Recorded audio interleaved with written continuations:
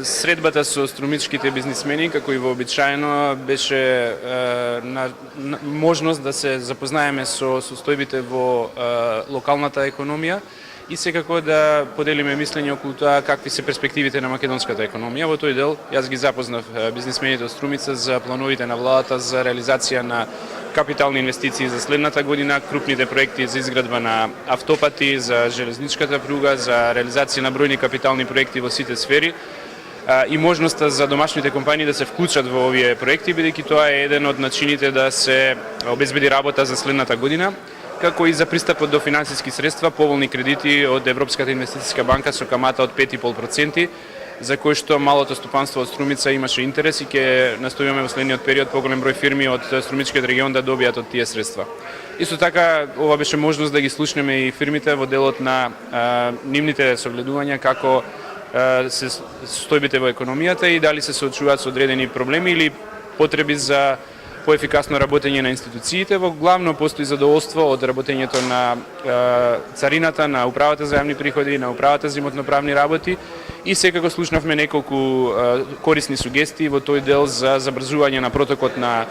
стоки и патници преку границите, за начинот на реализација на законот за финансиска дисциплина, кој што ќе помогне исто така да се подобри ликвидноста на фирмите и неколку други прашања од делот на регулативата и од делот на добивањето на лиценци и слично. Ке настојуваме на сите кои што денеска учествуваа во дебатата да им помогнеме директно, а и преку системски мерки да се решат одредени прашања и да понатаму се продолжи со подобрувањето на бизнис климата, бидејќи домашните инвеститори не се исклучително значени за реализација на нови инвестиции за отварање на работни места.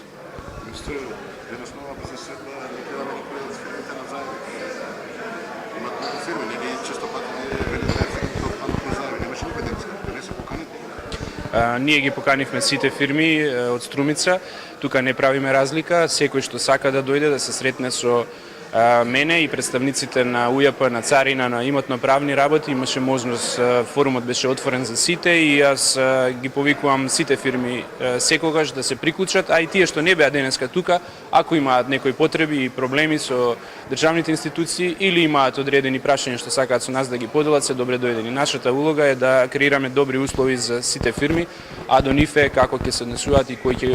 ќе искористи можноста што сме денес тука во Струмица. Ние дојдовме во Струмица за да се сретнеме со бизнисмените, како што и претходно се среќававме со бизнисмени од другите градови во Република Македонија. Според последниот извештај на Светска банка, Македонија има најголем раст во регионот. Нивните проекции се дека исто така ќе биде и во следната година, како во регионот, така и во еврозоната. Значи, на што се должи сето тоа и кои се проекциите, односно предвидувањата на владата по овој?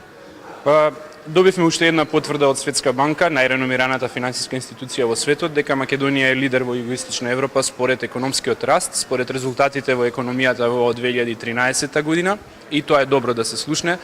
3,4% раст на бруто домашниот производ е висок раст за вакви околности во кои што европската економија се уште е во рецесија. Тоа потврдува дека економските политики се добро поставени, ниските даноци, подобрување на бизнис климата и реализацијата на крупни капитални проекти овозможи градежништвото, индустријата и другите сектори во Македонија и услужниот сектор да остварат високи стапки на раст, и тоа покажува дека основните политики се добро поставени. Останува во следниот период преку дополнување на агендата за големи крупни капитални инфраструктурни проекти, како што се новите автопати Кичево, Охрид, Скопје-Штип, пругата кон Бугарија, гасификацијата и други капитални проекти, да помогнеме македонското стопанство и понатака да остварува добри резултати, но радува тоа што и во вакви околности успеавме да бидеме најдобро оценети од Светска банка во регионот на Југоисточна Европа и според висината на порастот на економијата и според тоа што Македонија има најнизок државен долг меѓу сите земји во Југоисточна Европа.